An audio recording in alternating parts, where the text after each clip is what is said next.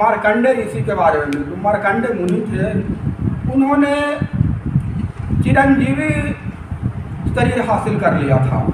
भगवान शंकर को मना करके उन्होंने अमर हो गए थे, उनको नज़दीक मौत भी नहीं आता था।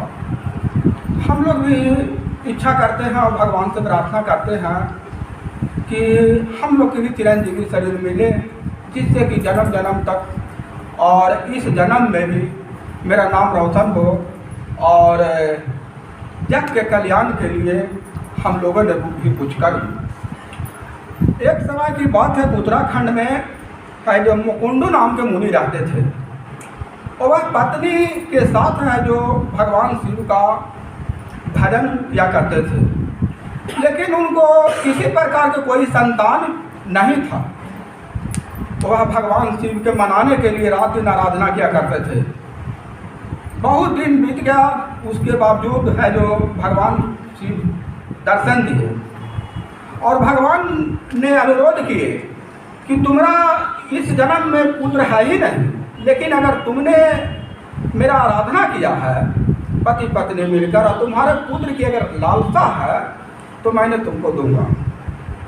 लेकिन इसमें एक शर्त है कि ये एक पुत्र जो है, कैसा पुत्र तुम लेना चाहते हो। एक पुत्र जो है मंद बुद्धि का होगा, लेकिन वो दीर्घायु होगा, उसका उम्र बहुत लंबा होगा। लेकिन एक पुत्र अल्पायु होगा और उसका बुद्धिमान बहुत होगा, वह बुद्धि युक्त होगा और वैभवशाली होगा, लेकिन उसका उम्र बहुत कम होगा। अब इस कारण जो है मुकुंद ऋषि सोच में पड़ गए कि अगर बुद्धिहीन पुत्र को अगर मानते हैं तो उसका तो उम्र ज़्यादा है लेकिन बुद्धिहीन है। अगर बुद्धिहीन रहेगा तो समाज का कल्याण क्या करेगा और मेरा नाम क्या रोशन कर पाएगा। अब यह सोच करके उन्होंने समझा कि अगर अल्प आयु वाला ही अगर बुद्धिमान पुत्र मिल जाए तो बड़ा सौभाग्य होगा, क्योंकि वो अपना बुद्धि से, अपना बल से, अपना स्पर्शशाली से भगवान को मनोनीत करेगा, जीवन को कल्याण करेगा। उस दरमियान जो है भगवान ने एवं अस्तु कहकर उन्हें मुकुंद ऋषि को जो है वरदान दे दिए कि आपको एक पुत्र होगा जो कि अल्पायु 16 वर्ष सिर्फ उसका एज होगा, लेकिन वह बहुत बुद्धिमान होगा और बहुत तेजस्वी होगा। इस कारण जो है मुकुंद ऋषि जो है वो तो बहुत सोच में पड़ गए कि खैर ठीक है, जो भी भगवान ने दिया है वह हमारे लिए बहुत सौभाग्य की बात है। अब उसी को पुत्र को प्राप्ति हो और उसी से मेरा जीवन कल्याण हो और मेरा इच्छा को पूर्ति हो। यही इच्छा जताकर उन्होंने भगवान से प्रणाम कर करके और विदा ले ली। भगवान अंतर्ध्यान हो गए और इन्होंने भगवान का हवन पूजन के शुरू कर दिया।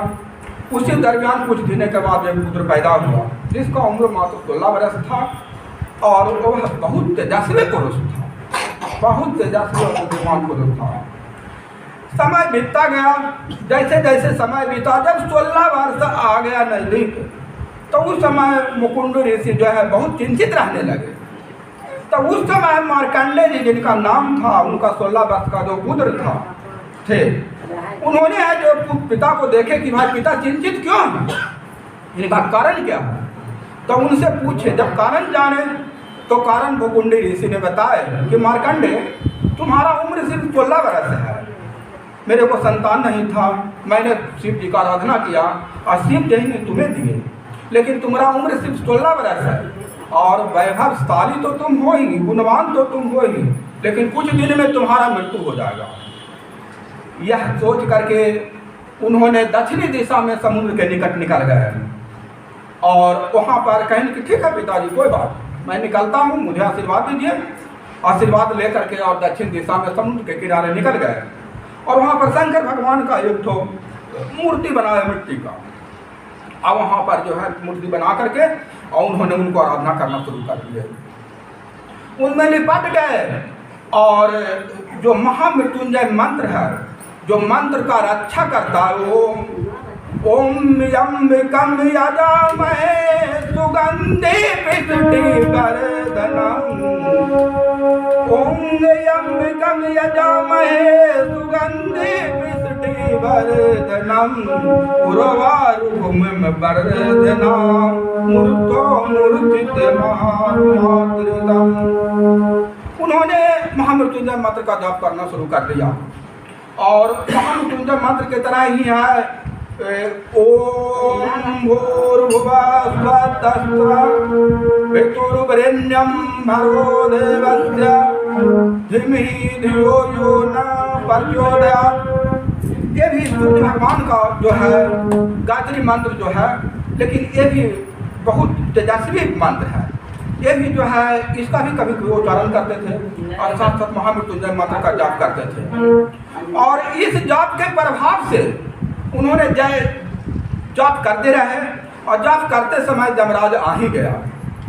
जमराज बोला कि आपका अब समय निश्चित आ गया है, अब तो आपको चलना है, अब जाप छोड़िए और मेरे साथ चलिए।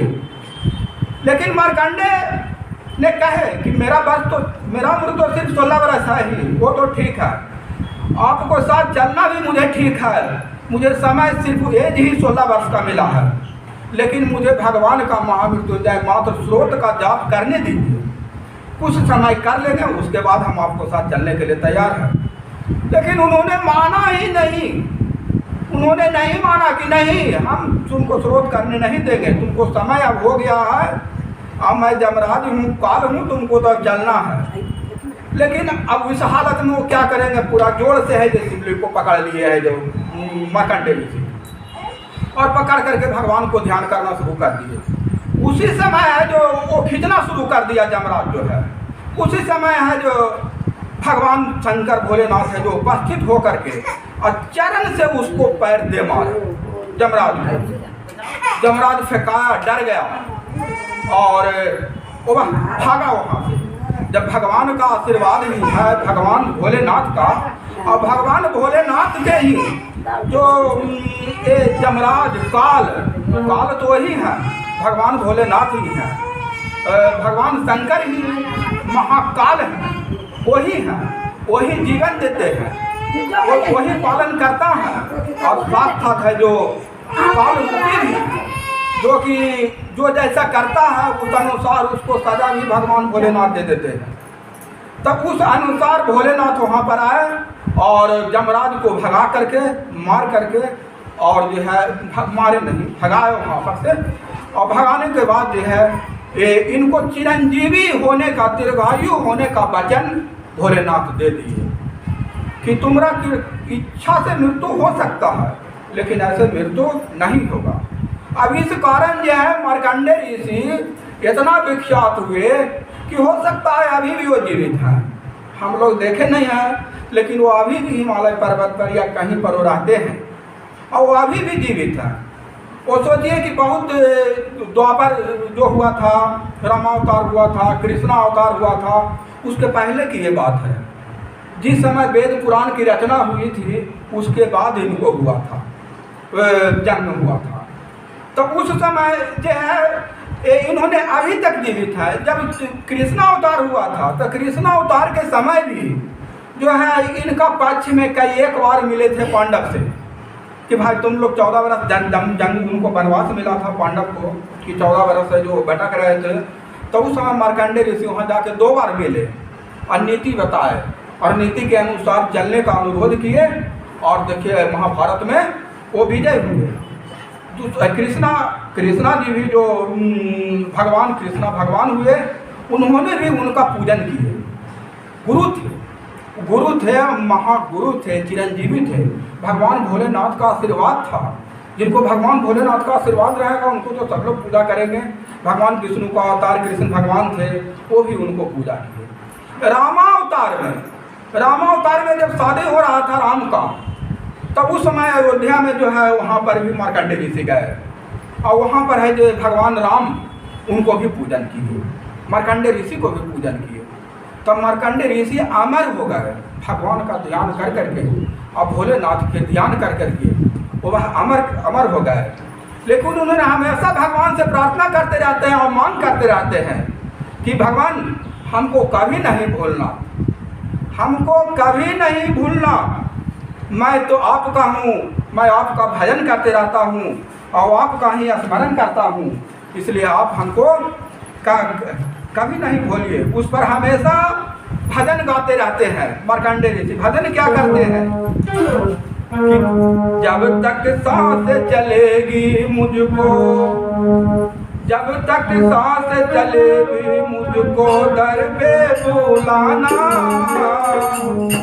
भूलोगे तुम भूलो मेरी मुझे ना भुलाना, मुझे ना भुलाना।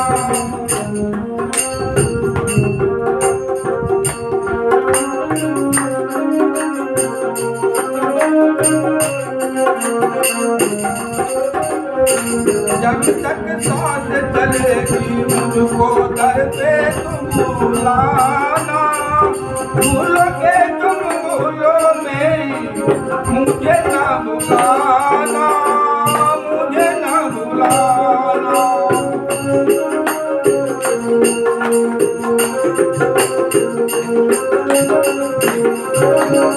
तुम ही है सहारा, तुम ही है बस सहारा मेरा, तुमसे ही है गुजारा मेरा। दिल का मेरे है आरमां यही, छूटे ना बस ये द्वार तेरा।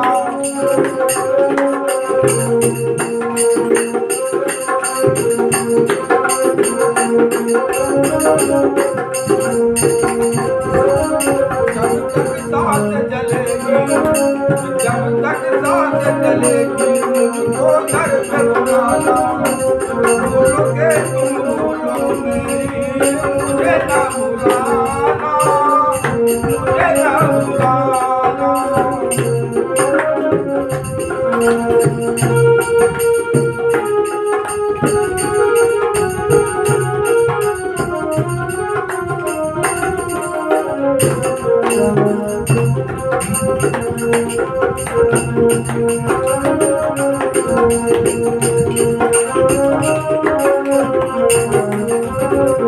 मेरा मुझ में तो कुछ भी नहीं, जो भी है तेरी सौगात है।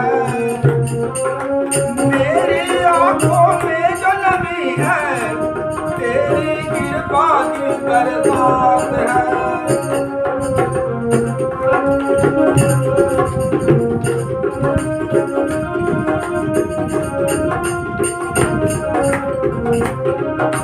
जब भी कभी मैं भटकूं, जब भी कभी मैं भटकूं मुझको राह दिखाना, भूलो कोई मैं भूलो मेरी मुझे ना भुलाना, मुझे ना भुलाना।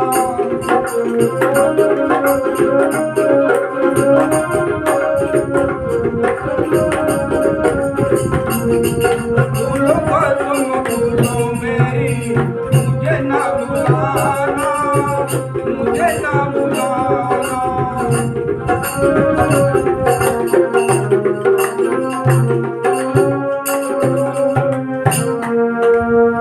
तेरे उपकार कितने कहूँ उनको न मैं चुका पाऊंगा, तेरे उपकार कितने कहूँ उनको न मैं चुका पाऊंगा। माँ की ममता और बाबुल का प्यार तेरा कैसे भुला पाऊंगा।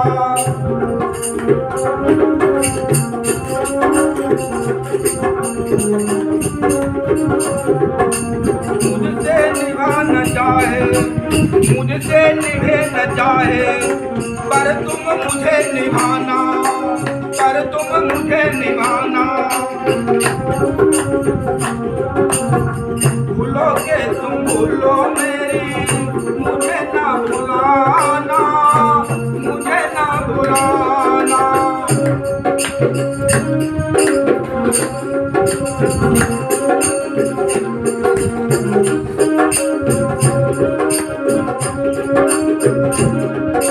पर जो छुटा तुम्हारा पर होगा कैसे गुजारा पर हो। मुझे कोई ना अपनाएगा, तुमने गर्द विसारा प्रभु।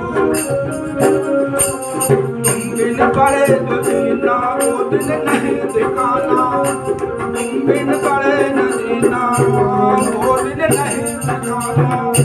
भूलोगे तुम भूलोगे, मुझे न भुलाना, मुझे न भुलाना।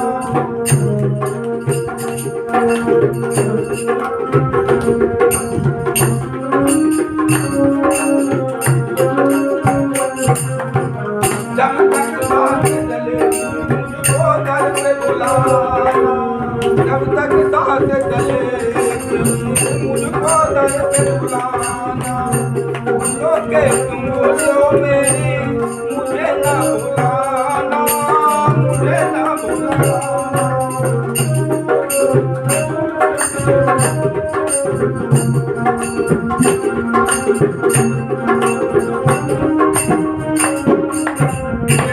रामचंद्र भगवान की जय, बम बम भोलेनाथ की जय।